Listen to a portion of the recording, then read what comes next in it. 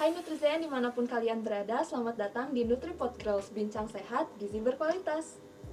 Kenalin aku Valda yang akan memandu jalannya podcast kali ini. Tapi sebelum kita masuk ke topik pembahasannya, ada dua narasumber dari mahasiswi dietitian Poltekkes Bandung yang bakalan nemenin aku untuk diskusi nih. Nah boleh Tata sama kakak untuk perkenalkan dirinya ke Nutrizen yang lagi nonton.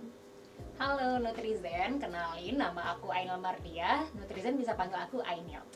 Halo Nutrizen, perkenalkan nama aku Anissa Fatona. Kalian bisa panggil aku Anissa. Nah Nutrizen, kali ini kita bakal bahas isu yang menarik dan juga lagi happening banget, lagi diperbincangkan sama masyarakat. Tema podcast kita kali ini itu adalah pro atau kontra, perlukah program makan siang di sekolah.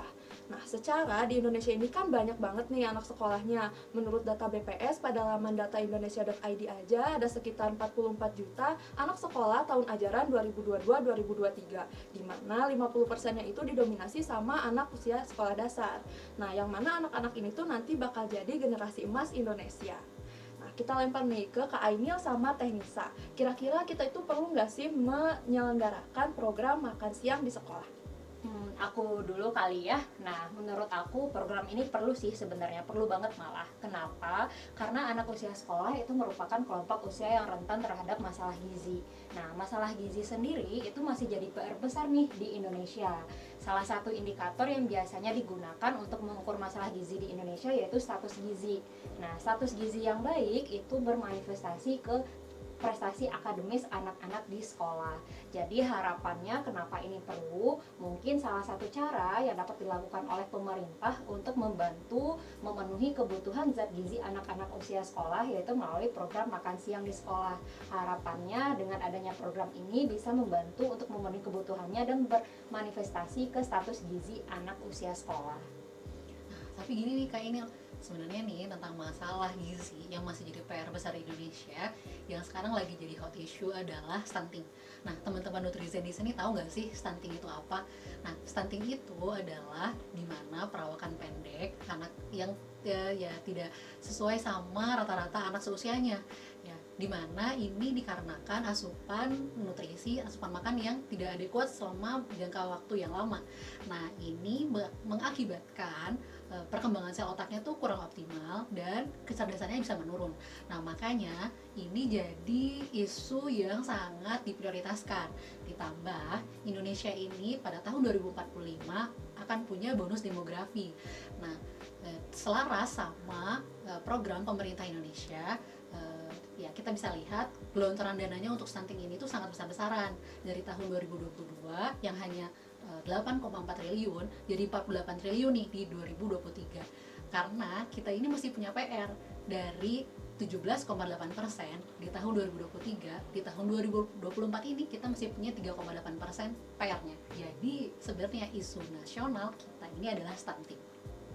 Wah, gitu tuh Nutrizen. Berarti kita juga jangan sampai lupa sama prioritas masalah gizi di Indonesia yaitu stunting. Bener ya Teh Nisa? Betul? Nah, berarti pertanyaan selanjutnya untuk Kak Ainil nih. Tadi kan udah bahas tentang tujuan pemberian program makan untuk anak sekolah. Kira-kira kalau misalkan program ini tuh beneran diselenggarakan di Indonesia, apa sih dampak positifnya untuk anak sekolah sama masyarakat yang ada di Indonesia? Oke, aku coba jawab ya. Jadi sebenarnya program makan siang gratis di sekolah ini tuh udah banyak diterapin sama negara-negara maju kayak Inggris, Amerika, Jepang, Korea dan sebagainya. Jadi di sana itu para siswanya dikasih makanan gratis di sekolah, tapi nggak ujuk-ujuk masuk ruang makan tinggal makan, tapi mereka dilibatkan dalam prosesnya. Jadi anak bisa melihat, bisa merasakan, bisa mempraktekkan gitu. Gimana sih makanan siang yang sehat yang disediakan oleh sekolah. Nah, karena kegiatan itu dilakukan dari hari ke hari, jadinya lama-kelamaan bakal jadi sebuah kebiasaan, bakal jadi sebuah habit. Jadi anak itu jadi tahu nih, dari kecil, dari dini, dia udah diajarin makanan yang sehat untuk pemenuhan kebutuhan gizinya tuh seperti ini gitu. Jadi harapannya melalui program ini juga sama. Di Indonesia mungkin nantinya para anak-anak usia sekolah itu dari sejak usia sekolah mereka udah tahu makanan sehat itu gimana, pola gizi seimbang itu seperti apa gitu.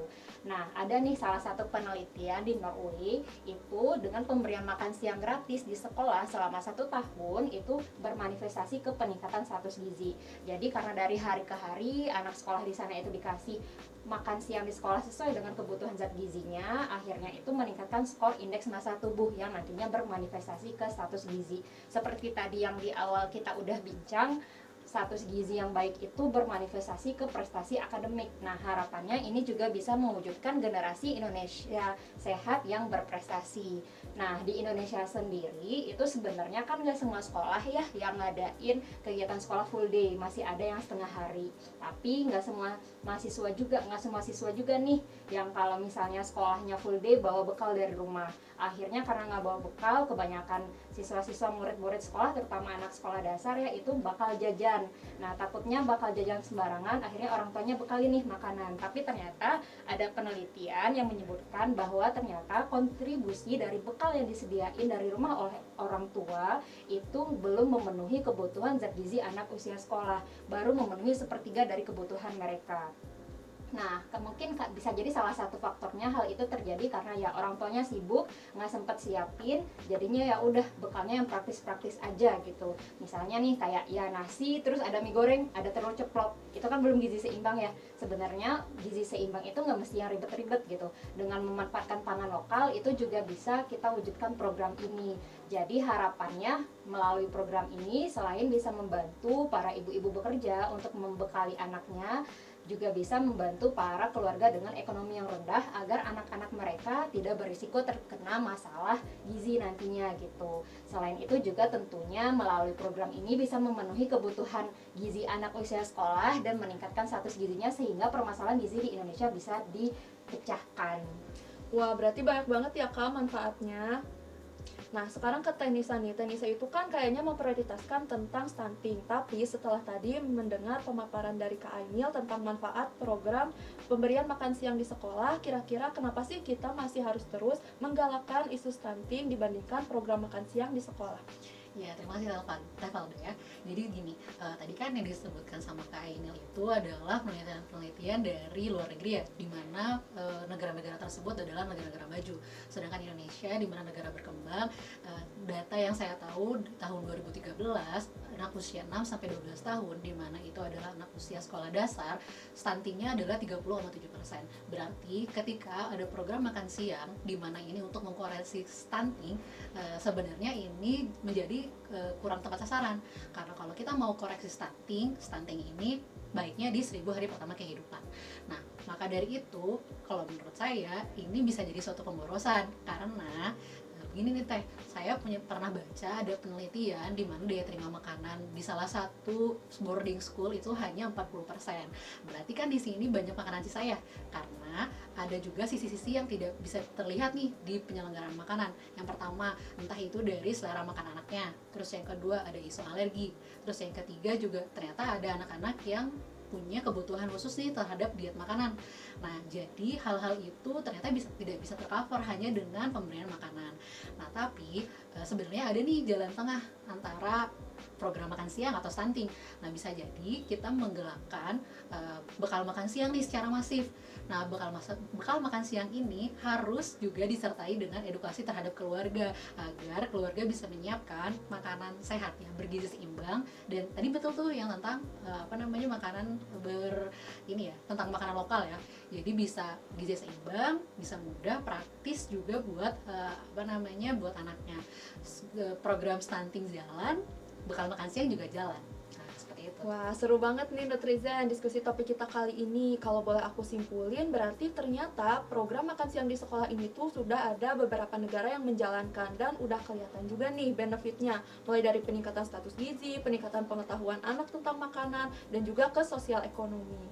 Tapi di sisi lain, kalau misalkan kita lihat kondisi Indonesia sekarang nih, karena kita memprioritaskan stunting, kayaknya kita harus lebih fokus juga nih ya sama isu stunting. Tapi kalau menurut Nutrizen gimana nih? Boleh tulis di kolom komentar kira-kira pendapat Nutrizen kayak gimana sih, pro atau kontra tentang pemberian makan di sekolah. Wah, nggak kerasa ya kita udah sampai di akhir acara. Sebelumnya terima kasih untuk para narasumber yang udah bisa hadir di NutriPod Girls. Selanjutnya terima kasih juga untuk para Nutrizen yang udah mau nonton sampai akhir. Nah, jangan lupa untuk like dan komen video ini, dan sampai jumpa di episode NutriPod Girls selanjutnya. NutriPod Girls, Bincang sehat, gizi berkualitas.